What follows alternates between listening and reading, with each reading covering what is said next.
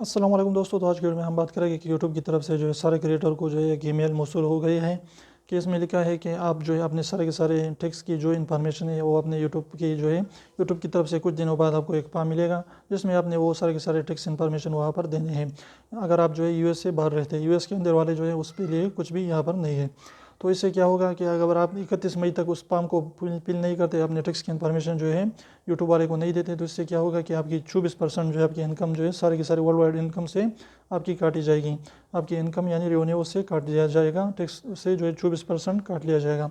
अगर आप इन्फॉर्मेशन दे देते हैं तो इससे क्या होगा कि सिर्फ और सिर्फ यूएस से जो आपकी व्यूअर्स है यानी यूनाइटेड स्टेट अमेरिका से जो आपकी व्यूअर्स जो है आपकी वीडियोस देखते हैं, तो इसकी जो है इनकम जो है वहाँ से सिर्फ वही व्यूज़ की आपसे जो है पैसे काट लिए जाएंगे।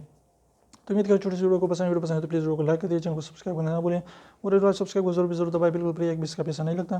तो अभी सेकंड निकाले जो उसको प्रेस कर लीजिए। तो फिर मिलते हैं इंशाल्लाह के साथ, तब तक इजाज़त दीजिए। अल्लाह हाफिज़।